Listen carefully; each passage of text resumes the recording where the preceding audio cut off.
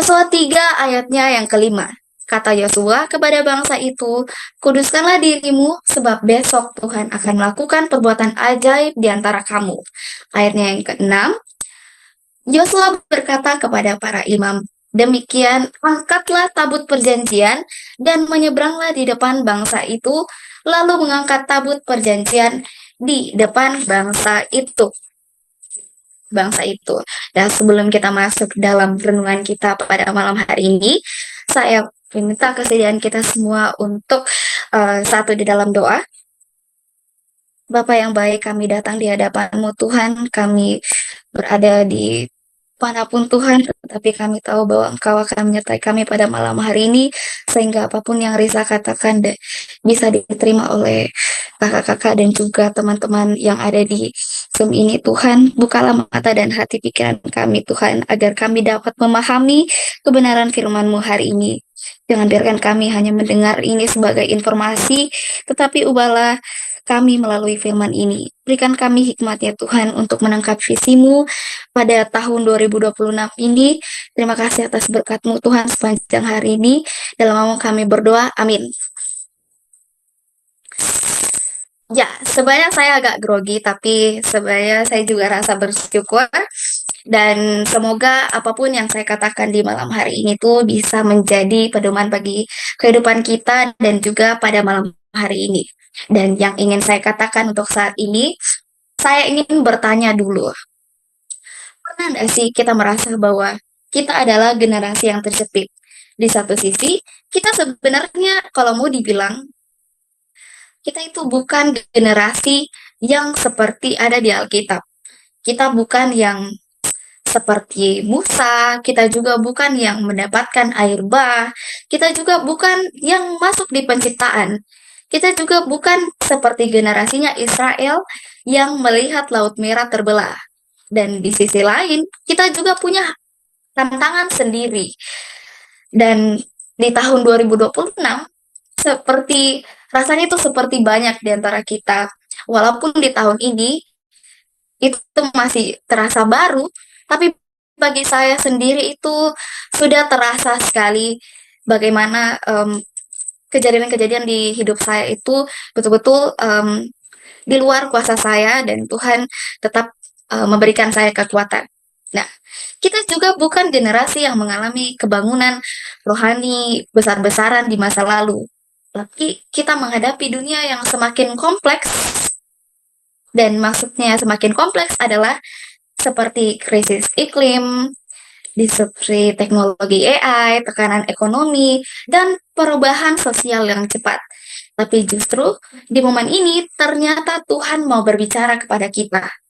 Yosua 3 ayat 5-6 memberi kita 3 kunci untuk menangkap visi Tuhan di tahun 2026.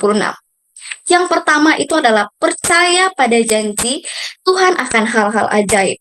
Kedua, menguduskan diri sebagai respons kita.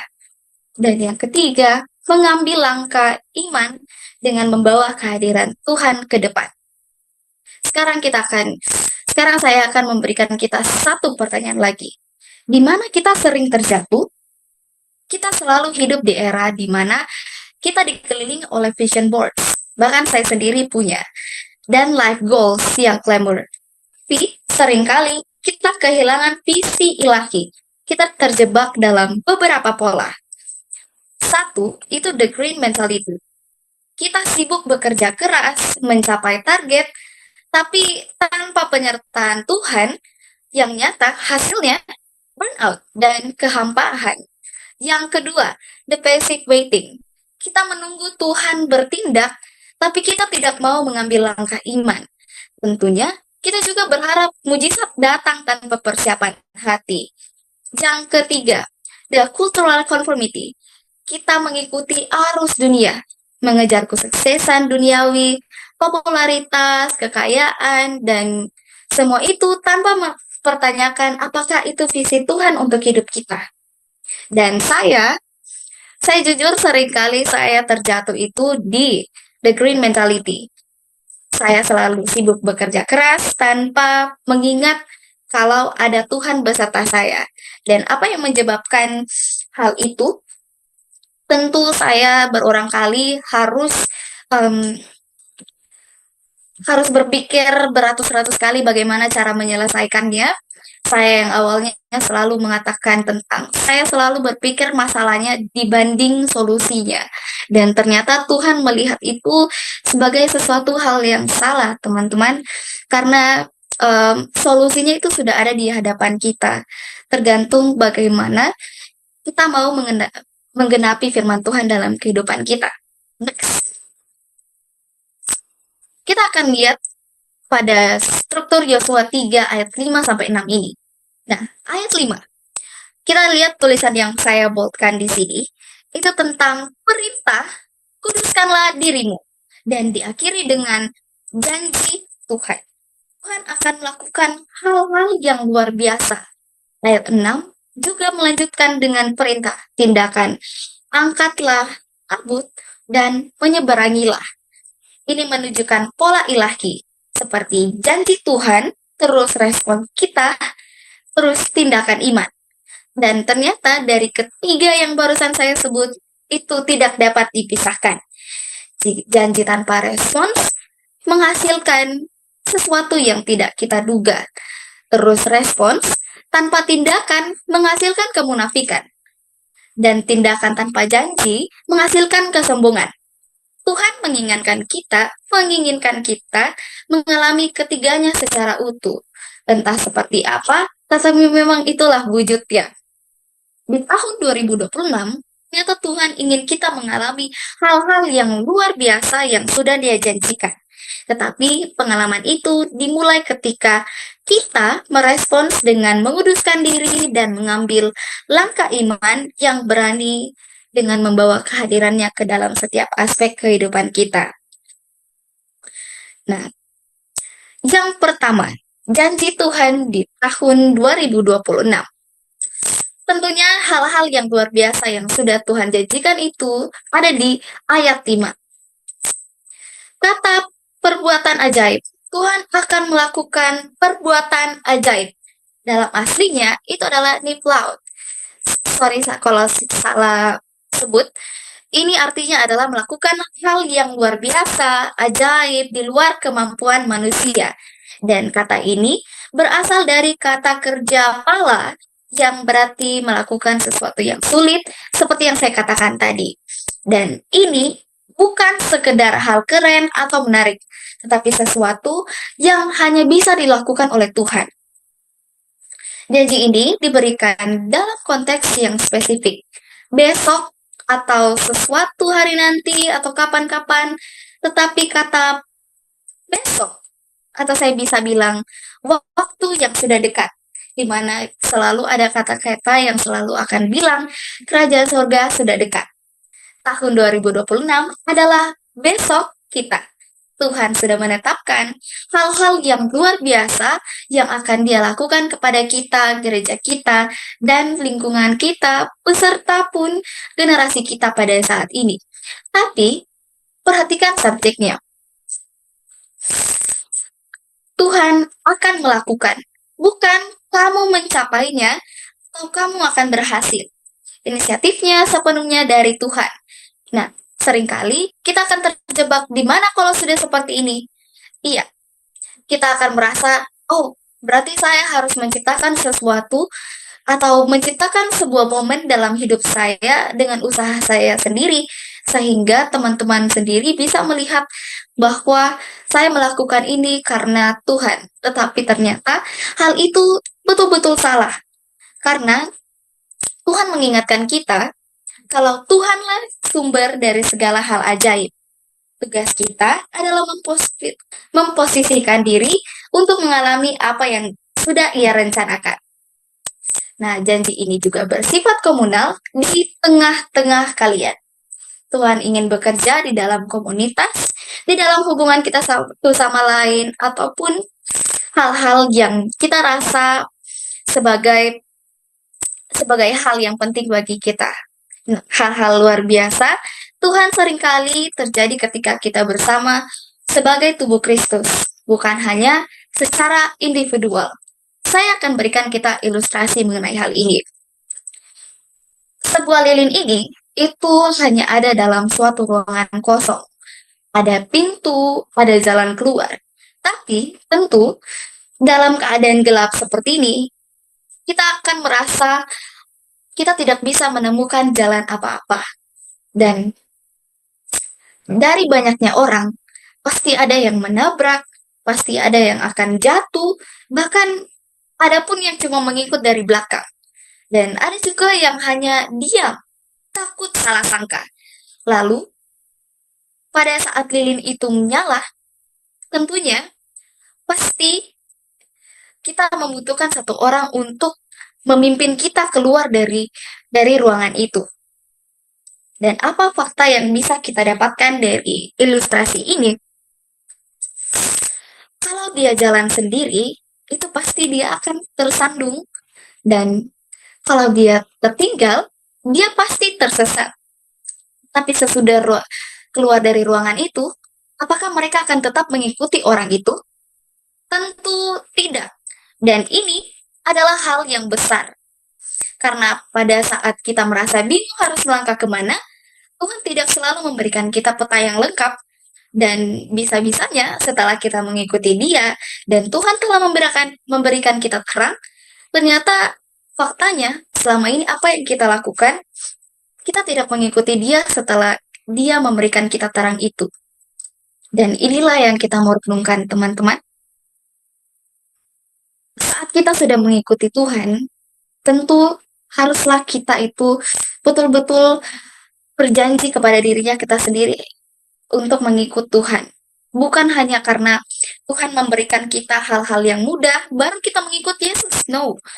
Kita harus mengikut Tuhan, susah senangnya kita. Jangan pernah kita salahkan Tuhan atas segala sesuatu yang telah terjadi dalam kehidupan kita.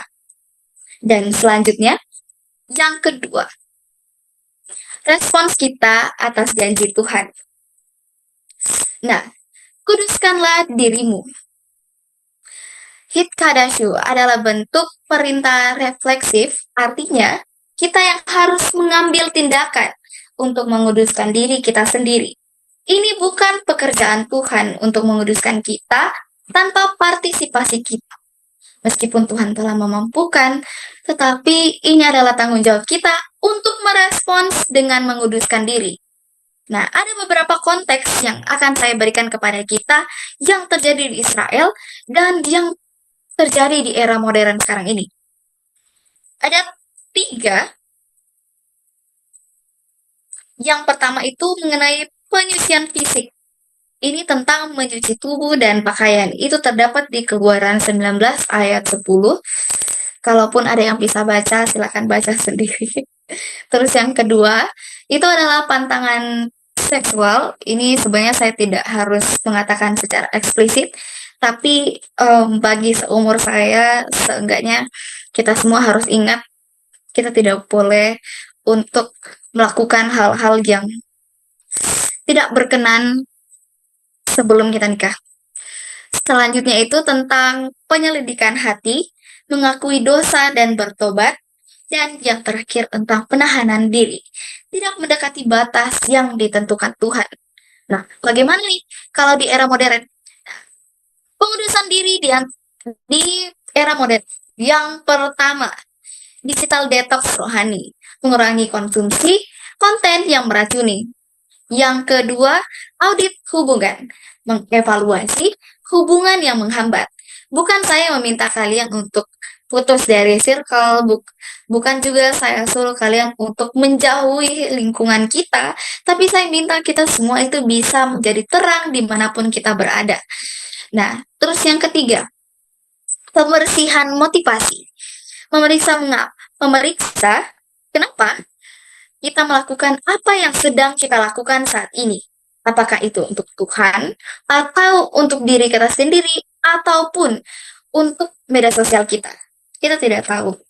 Dan yang terakhir, itu tentang penyelarasan prioritas.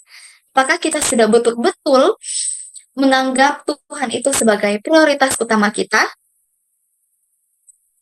Kalau tanya saya sendiri, tentu saya belum. Karena prioritas saya saat ini bisa memperbaiki diri saya. Tapi tentunya saya memprioritaskan Tuhan.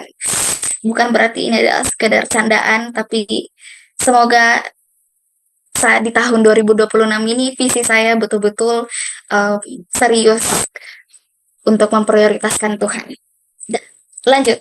Mengapa pengudusan begitu penting sebelum mengalami hal-hal ajaib? Nah, karena kekudusan menciptakan kapasitas untuk menampung kemuliaan Tuhan. Seperti gelas yang kotor tidak bisa menampung air yang bersih, hati yang tidak dikuduskan tidak bisa menampung karya Tuhan yang ajaib. Perhatikan urutannya. Tuhan berjanji hal ajaib, lalu memerintahkan pengudusan, bukan sebaliknya. Artinya, pengudusan bukan suatu syarat untuk mendapatkan janji Tuhan, tetapi respons atas janji yang sudah diberikan. Kita menguduskan diri bukan agar Tuhan mengasihi kita atau memberikan kita hal ajaib, tetapi karena Tuhan sudah mengasihi kita dan sudah menjanjikan hal ajaib. Saya akan berikan kita ilustrasi di poin kedua kita ini. Bagaimana kalau suatu hari itu kita diundang ke jamuan makan di Istana Presiden? Undangannya sudah diberikan, tempatnya kita juga sudah aman. Bahkan sebelum pergi, kita menentukan harus mandi, memakai pakaian yang terbaik, dan mempersiapkan diri. Dan hal ini bukan karena kita rasa ini karena kita diundang, jadi kita harus bersikap baik dan formal. Tetapi karena kita menghormati yang mengundang kita. Not because we deserve, tapi memang karena kita menghormati tuan rumah dan acaranya. Dan artinya, kita harus melakukan audit yang sederhana. Seperti apa? Apa yang sering kamu konsumsi di media sosial? Apakah konten? Dan apakah itu membangun imanmu atau merusaknya? Sama seperti tadi, apakah kita betul-betul menghormati tuan rumah dan acaranya? Dan hal itu bisa saja terjadi. Yang kedua, bagaimana kamu menghabiskan waktu luangmu? Maaf, waktu luangmu. Hal ini tentunya saya bisa jawab secara pribadi dan teman-teman juga saya tidak minta untuk kita jujur di dalam ini, tapi kalian bisa membuka diri untuk menjawab hal ini. Yang ketiga, hubungan. Apakah ada hubungan yang perlu diberesi atau dijauhi? Buat satu perubahan konkret minggu ini sebagai langkah pengudusan diri. Antara itu kontenmu atau waktu ataupun hubungan, itu tergantung dari kalian. Yang mana bisa kalian dahulukan. Kita masuk ke poin kita yang terakhir nih, tentang langkah iman. Kita membawa kehadiran Tuhan ke tempat-tempat baru, bukan hanya di zona nyaman kita, tapi hal-hal yang di luar. Setelah pengudusan diri, datanglah perintah untuk bertindak. Yosua berkata kepada para imam, "Lihatlah tabut perjanjian dan menyeberanglah di depan bangsa itu." Lalu mereka mengangkat tabut perjanjian dan berjalan di depan bangsa itu. Mari kita bedah elemen-elemen penting dalam ayat ini. Tentang para imam. Tentunya mereka itu bukan tentara, bukan pemerintah, bukan juga orang-orang yang ada di tempat perkuliahan kita ataupun dimanapun. Tetapi mereka adalah pemimpin rohani. Ini menunjukkan bahwa langkah pertama menuju perjanjian, langkah rohani, bukan militer atau strategis. Nah, yang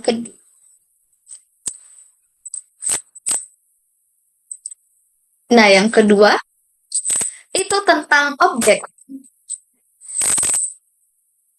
Maaf teman-teman. Yang kedua adalah aksi, itu adalah angkatlah dan menyeberangilah. Dua kata kerja aktif yang berarti iman bukan hanya percaya di dalam hati, tetapi mengambil tindakan yang terlihat. Dan yang ketiga, itu tentang tabut perjanjian. Ini adalah simbol kehadiran Tuhan, janji-janjinya, dan perjanjiannya dengan umatnya. Tabut itu berisi tentang loh batu, buli-buli mana, dan tongkat Harun. Membawa tabut itu berarti membawa kehadiran Tuhan, ketergantungan pada firman-Nya, ingatan akan penyediaannya, dan pengakuan akan otoritasnya. Yang keempat, itu mengenai posisi yang di bold ini. Di depan bangsa itu, kehadiran Tuhan harus menjadi pionir, bukan sebagai pengiring. Bukan kita yang maju dahulu, tetapi Tuhan yang di depan dan kita yang mengikuti. Nah, inilah yang menjadi sesuatu visi untuk kita di tahun 2026 ini. Kita sering diajar untuk memiliki visi, lalu meminta Tuhan memberkatinya. Tapi pola Alkitab adalah Tuhan yang punya visi. Kita mengikuti kehadirannya. Langkah iman kita bukan sekedar mengejar mimpi kita, tetapi mengikuti kehadiran Tuhan ke tempat yang baru. Nah, perhatikan juga, para imam harus melangkah ke dalam sungai yang masih banjir. Kita baca. Yosua 3 ayat 15, segera sudah para pengangkat tabut itu sampai ke sungai Yordan, dan para imam pengangkat tabut itu mencelupkan kakinya ke dalam air di tepi sungai itu. Sungai Yordan itu sebak sampai meluap sepanjang tepinya selama musim menuai. Selanjutnya, ayat ke-16. Maka berhentilah air itu mengalir, air yang turun dari hulu menjolak menjadi bendungan jauh sekali di dekat Adam, kota yang terletak di sebelah selatan. Sedang air yang turun ke laut Araba itu, yakni laut asin, terputus sama sekali. Lalu menyeberanglah bangsa itu di tentangan Yeriko. Mujizat tidak terjadi sebelum mereka melangkah, tetapi saat mereka melangkah. Iman berarti melangkah sebelum kita melihat jalan terbuka. Nah, ilustrasi kita. Ini menurut cerita saya sendiri. Sebenarnya cerita ini sudah saya ceritakan ke beberapa teman saya dan respons mereka adalah tertawa. Saat itu, HP saya dalam keadaan lowbat dan saya sudah harus pulang menuju ke rumah saya. Saat itu, jalan yang saya ingin tempuh, saya mengetahui jalannya. Tetapi hal yang saya tiba-tiba terpikir adalah bagaimana saya mengambil jalan yang lain. Dan betul saja, tanpa ragu saya langsung masuk ke jalan yang saya tidak ketahui itu. Dan nyatanya, banyak sekali mobil-mobil yang berhenti di situ karena dalam keadaan macet. Apalagi jam-jam krisis, itu ada di jam 5. HP saya lowbat dan itu pun saya tidak bisa membuka Maps lagi dan saya cuma bisa mengkabari teman saya bahwa saya sedang dalam keadaan macet. Dan karena HP saya lowbat itu, akhirnya saya pun hanya bisa berdoa kepada Tuhan dan meminta berkatnya dan juga meminta tuntunannya. Tuhan, saya minta tolong jikalau saya bisa pulang saat ini, Tuhan tolong saya untuk memberikan saya jalan sehingga saya bisa pulang. Dan tanpa maps, saya tahu apa yang saya lakukan. Saya mengikuti isi pikiran saya yang mengatakan saya harus belok kanan.